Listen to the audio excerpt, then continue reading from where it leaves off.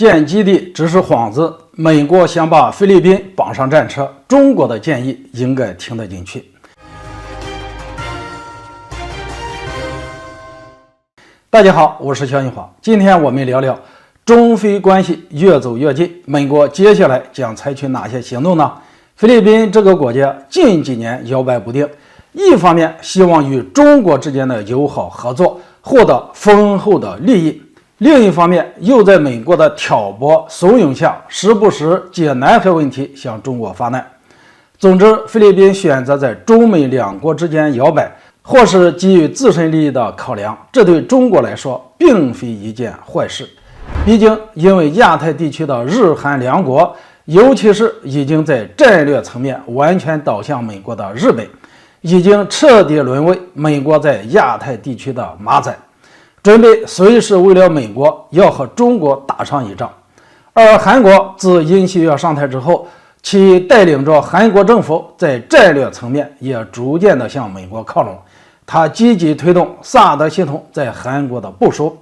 由此看来，菲律宾和日韩两国相比，其会考量自身利益，选择在中美两国之间摇摆，而不是一边倒地选择美国，这也很不容易。要不然，菲律宾总统马克思怎么会成为2023年第一个访华的外国元首呢？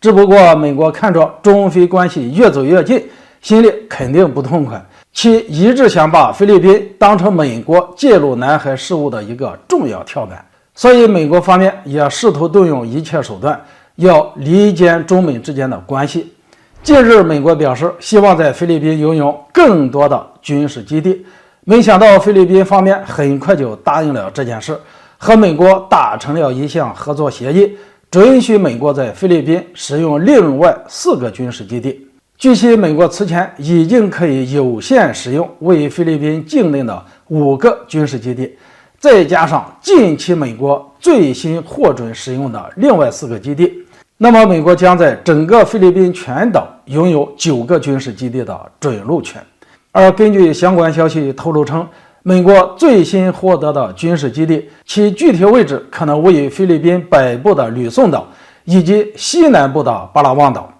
值得一提的是，吕宋岛是菲律宾距离中国台湾最近的一片陆地，而巴拉望岛则濒临中国的南海。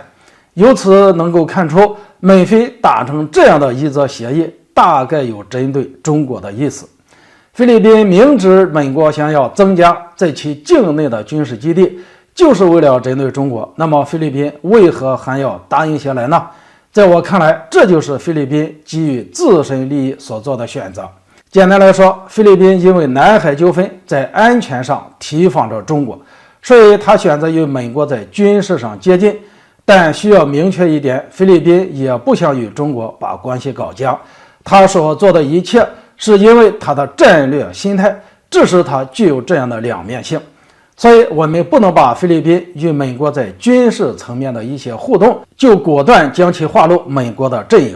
要知道，所谓军事基地不过就是一个幌子，美国真实的目的就是要离间中美之间的关系，要把菲律宾绑上美国的战车，想让菲律宾失去独立的能力。对此，中国驻菲律宾使馆发言人也给了菲律宾一个建议，就是希望菲律宾擦亮眼睛，要保持高度的警惕，避免被美国裹挟利用。对于中国的这份建议，菲律宾应该要听得进去，因为只有拒绝美国的阴谋，菲律宾才不会在美国的欺骗道路上越走越远，越陷越深。好了，今天就说到这里，咱们下次见。